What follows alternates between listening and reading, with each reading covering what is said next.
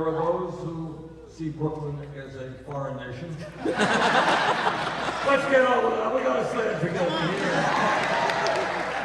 And we won't go through the whole Dodgers, Mets, and Yankees thing. We won't go through that.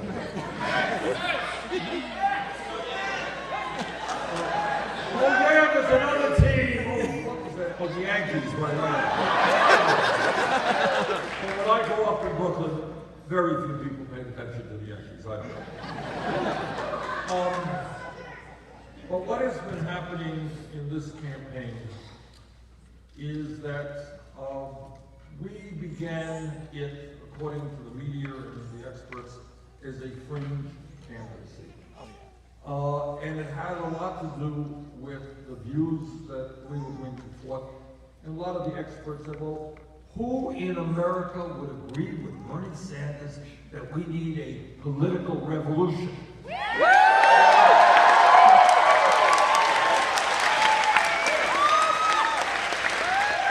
So it turned out that millions of people actually did agree with us. And, you know, we began in the polls, national polls, about 60, 70 points behind them. The last of the last 3 polls that were out there nationally, we were ahead by 2 of them.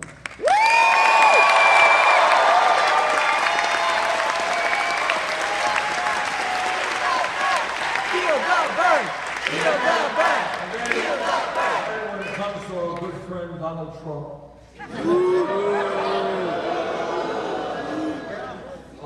last CNN poll had us 20 points ahead of him.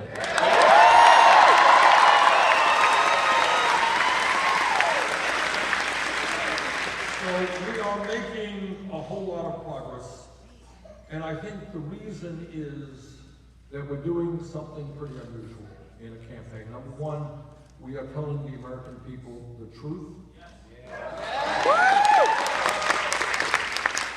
And number two, as part of the truth, we are raising issues that are not always pleasant, but have to be dealt with. Because I believe, whether it's in our own personal lives or our political life, sweeping reality and pushing reality underneath the rug and not dealing with it is not a way that you address real problems. So we're going to bring these problems to the floor.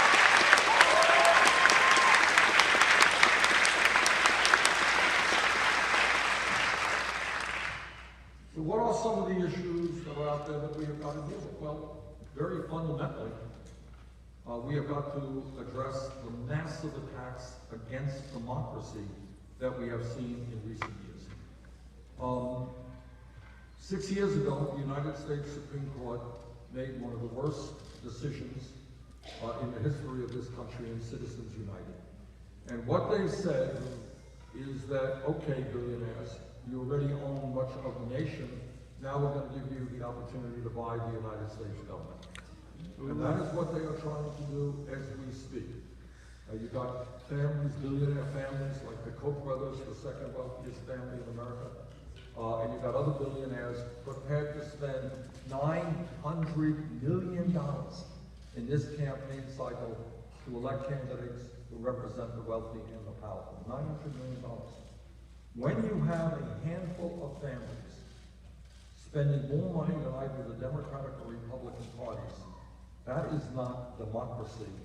That is oligarchy. We will not allow that.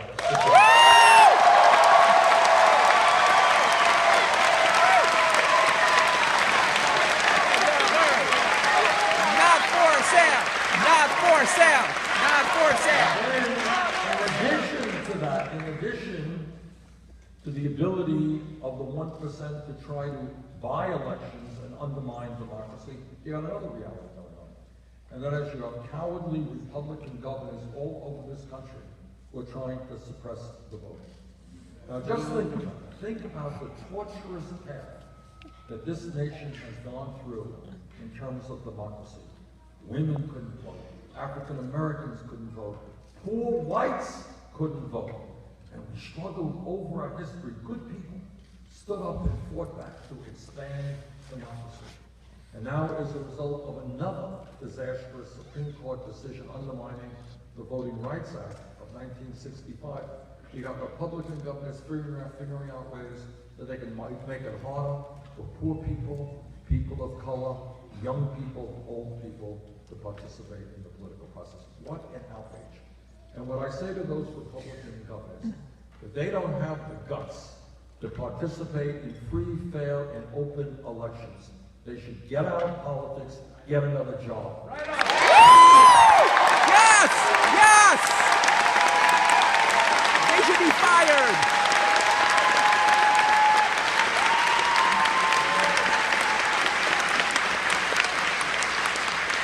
What democracy is about is not complicated, and I believe this from the bottom of my heart. I've run for office in Vermont a lot of times.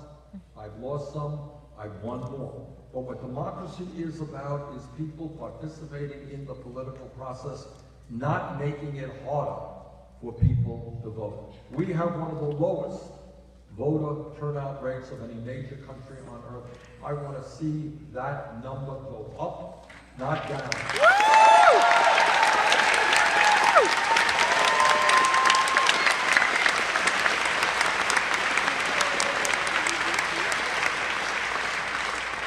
But it's not only an increasingly corrupt campaign finance system, it is a rigged economy.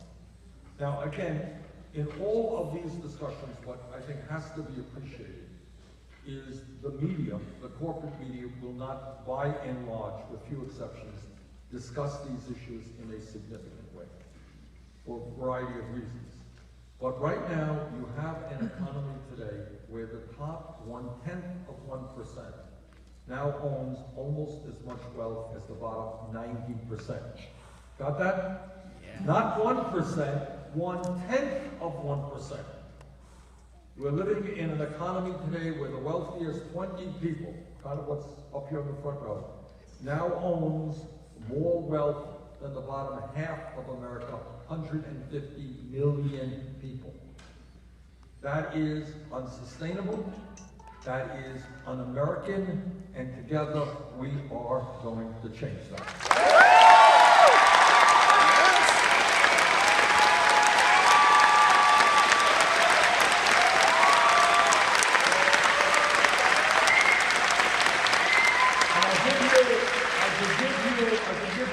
Examples. Let me just give you one example of the essence of a rigged economy.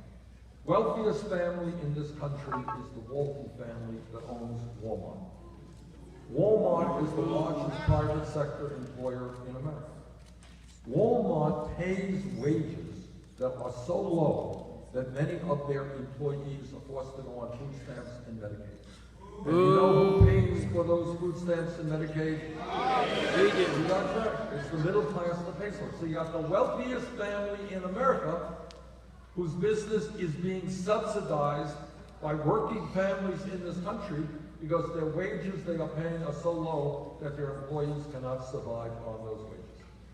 So I say to the Walton family, get off of welfare, pay your workers a living wage.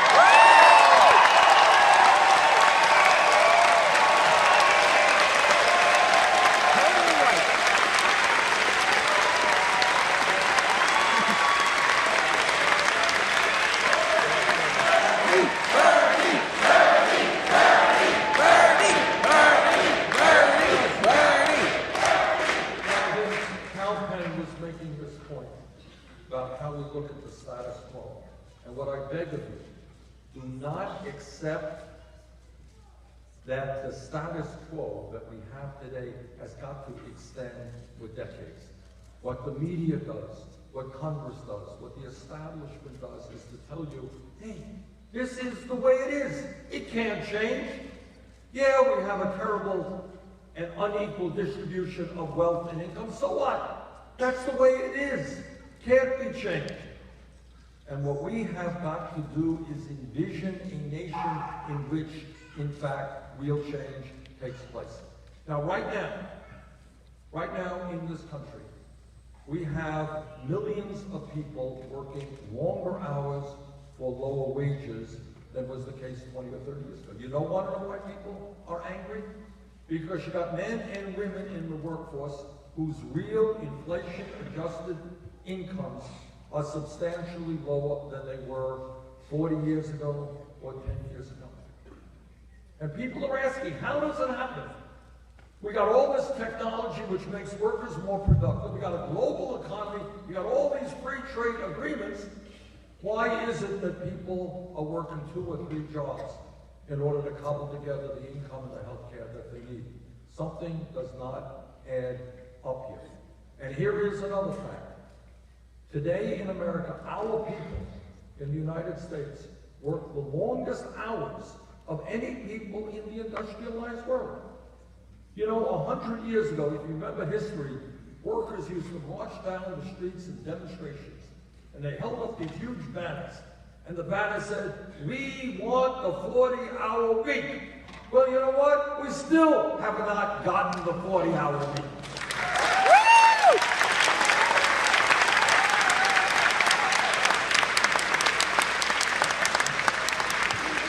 All right, please vote. You just won Wyoming.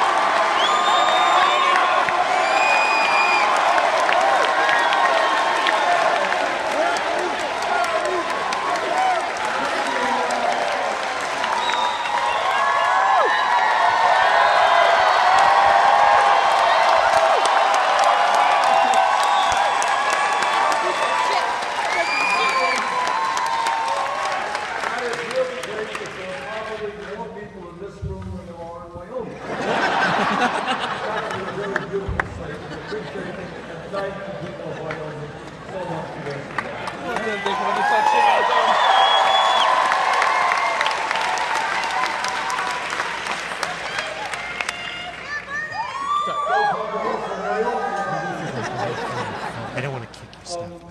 But the question that we have to ask is why it is that the middle class for 30 years has been in decline. Now the young people, I will tell young people something, probably won't believe me, but Google it. I know you believe Google, right? 40 years ago, it was possible and often common for one person, breadwinner in a family, to work 40 hours a week and bring in enough income to take care of the whole family. That true? Anyone believe me here? Yeah.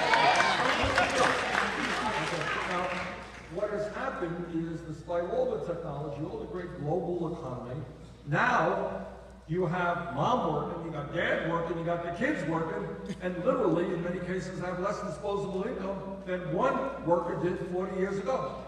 Right? That's the question we have to ask. Why is that happening? And we do not have to accept it. We can fight to change it. So what we... So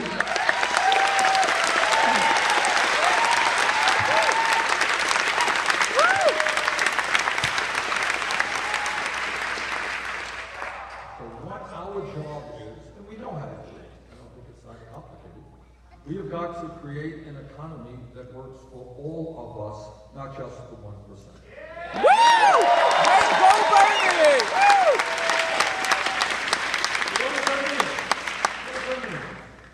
First of all, it means, and for the billionaire class, I know you're getting a little bit nervous, but this is the truth. You can't have it all. Sorry.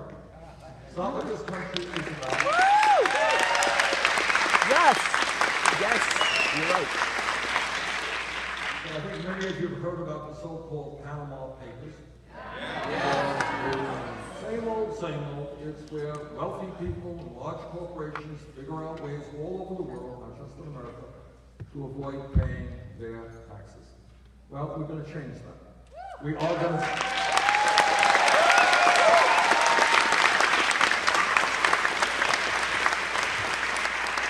The wealthy and the large corporations will start paying their fair share of taxes. In addition to that, just start thinking about the things that we have to do. Let's start talking about the littlest ones, the children. In America, that's right. You know, a great country